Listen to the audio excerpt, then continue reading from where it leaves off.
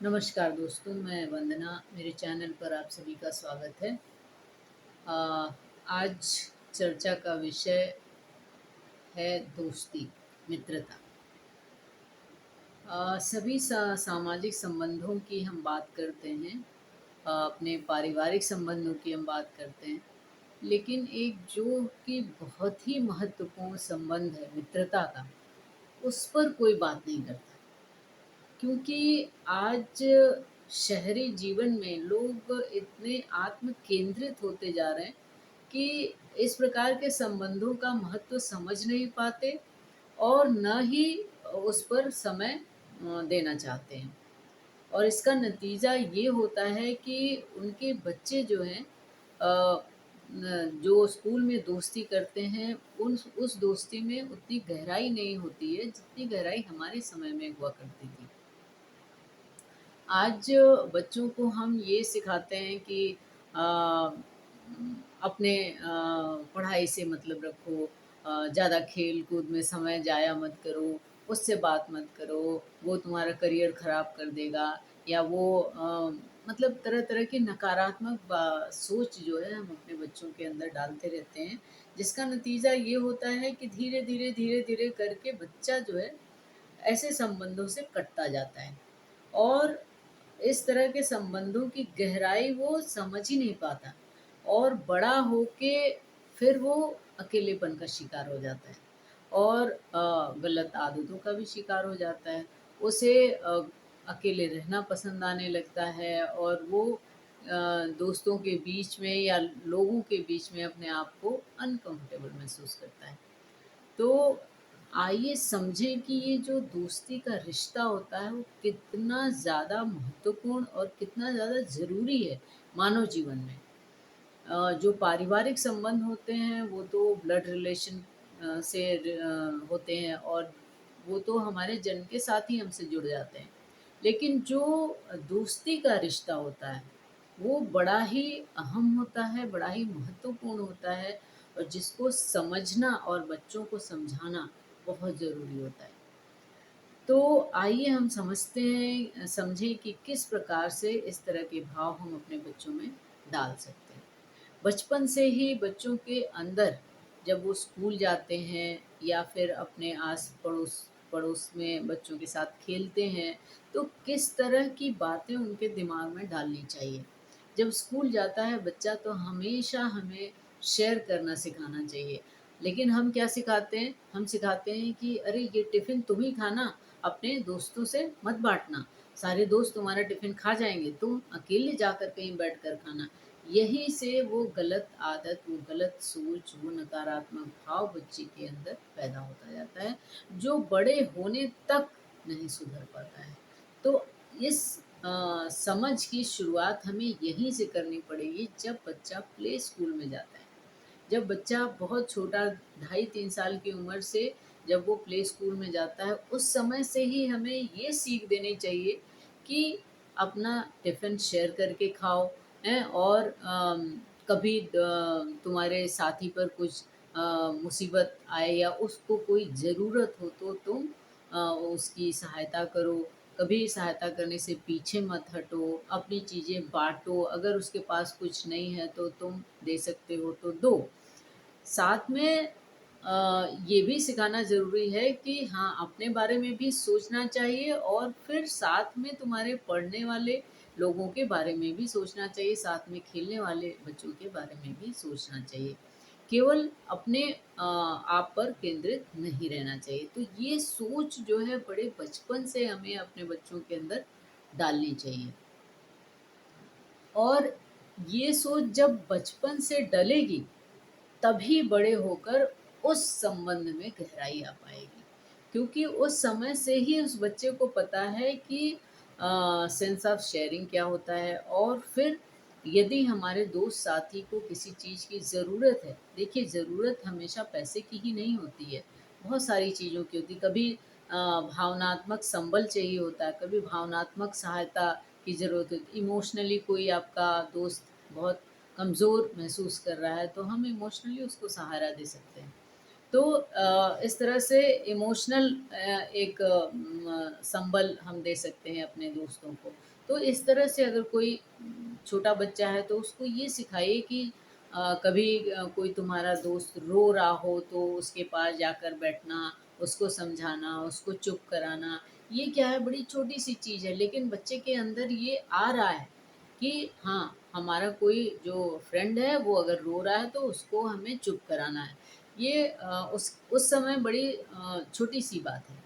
लेकिन जब वो बड़ा होगा धीरे-धीरे तो इस रोने का मतलब समझेगा कि एक व्यक्ति या एक दोस्त या एक साथी कब रोता है और जब रोता है तो उसका क्या फ़र्ज़ बनता है। ये हुआ इमोशनल सहारे की बात।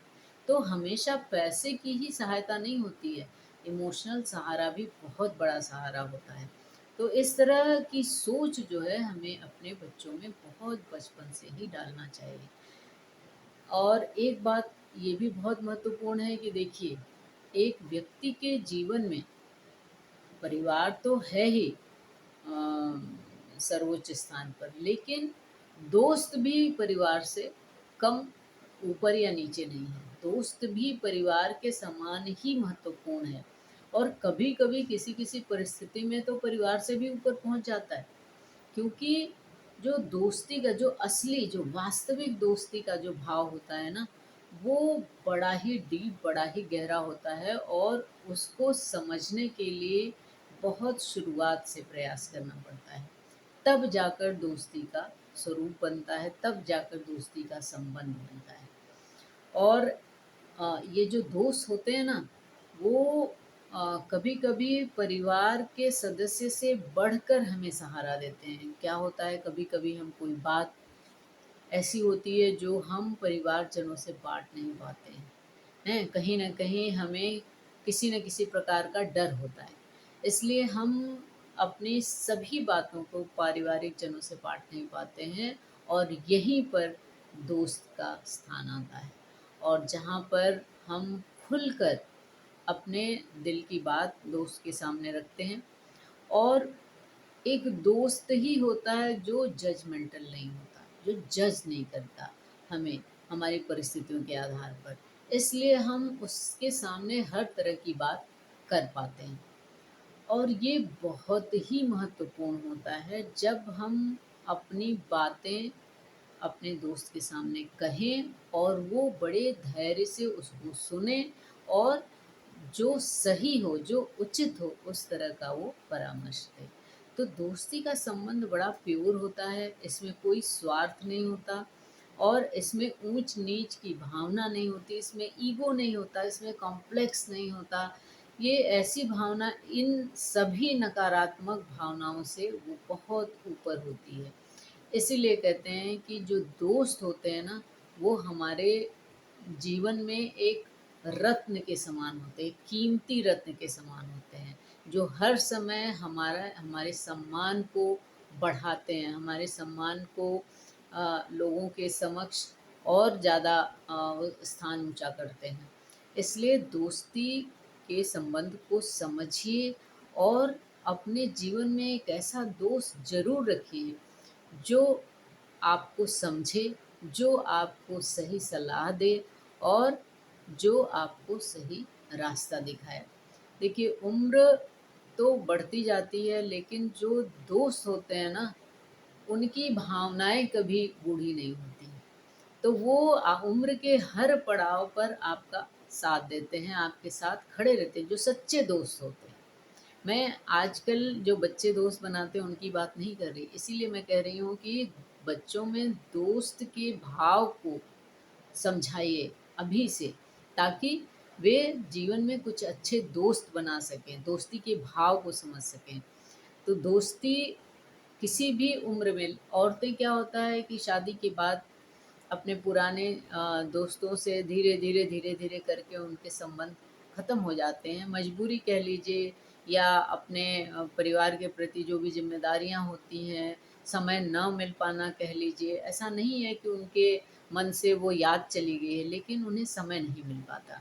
और वे इतनी स्मार्ट भी नहीं होती हैं कि हाँ, जैसे पुरुष होते हैं वो अपनी दोस्ती के लिए या दोस्तों के साथ समय बिताने के लिए कभी भी चल पड़ते हैं, पर औरतों के साथ बहुत सारी ज़िम्मेदारियाँ होती हैं, बहुत सारी स्थितियाँ जुड़ी होती हैं और वो इस तरह से एक्ट नहीं कर पाती। इसका मतलब ये नहीं कि उनके जीवन में कोई दोस्त नहीं है या वो दोस्ती का मतलब नहीं समझती हैं, लेकिन हाँ, किसी कारणवश वो थोड़ी-सी पीछे रह जाती हैं। तो उन औरतों के लिए मेरी ये सलाह है कि जीवन का कोई भी पड़ाव क्यों ना हो, जीवन का कोई भी समय क्यों ना हो, चाहे आप वृद्धावस्था की तरफ ही क्यों ना बढ़ रहे हों, लेकिन अभी भी समय है और आप अपने उन भूले-बिसरे दोस्तों को याद करिए और कनेक्शन ढूँढिए और उनसे संपर्क बनाइए। देखिए, आपका जीवन कितना रंगीन हो जाएगा। आप अपने उसी उम्र में पहुँच जाएँगे जब आप उस दोस्त के साथ मौज-मस्ती किया करते थे और अच्छी-अच्छी बातें करते थे। तो एक गुदगुदी-सी भर जाएगी और आप जो है आप जीवन का महत्व समझने लगेंगे। जो जीवन अभी तक बड़ा बोरिंग लग रहा था, उस जीवन में कितना रस भर जाएगा। तो दोस्त वो होता है जो आपको किसी भी सिचुएशन में हँसाए, आपके मनोबल को बढ़ाए, आपके आत्मसम्मान को कभी ठेस ना पहुँचने दे। तो ये होती है दोस्ती। ऐसे दोस्तों को ढूँढिए और उनका साथ मत छोड़िए कभी भी, क्योंकि ये दोस्त आपको जीवन में हमेशा सुख ही देंगे। आप कितने भी दुखी क्यों ना हों, लेकिन अगर ऐसे दोस्त आपके जीवन में हैं, तो निश्चित ही आपका आने वाला समय और आपके जो बीते हुए समय में आपको जो दुःख मिला, जो तनाव मिला, जो स्ट्रेस मिला, उसको आप किस तरह भूल जाते हैं इन दोस्तों को पाकर। वो जब आप फिर से उन दोस्तों से कनेक्ट करेंगे, तब आपको पता चलेगा। तो अभी भी समय है और आज तो स्मार्टफ़ोन का ज़माना है, डिजिटल इंडिया है, तो आप इसका सहारा लीजिए और आज आज के समय में अपने पुराने दोस्तों को ढूँढना बिल्कुल भी मुश्किल नहीं है। तो आज आज ही फ़ोन उठाइए और अपने उन भूले-बिसरे दोस्तों को याद करिए और उनसे कनेक्ट करने की कोशिश कीजिए। देखिए आपकी ज़िंदगी कितनी रंगीन, कितनी खुशनुमा बन जाती है। धन्यवाद, मिलते हैं अगले वीडियो में फिर से। जय हिंद, जय भारत।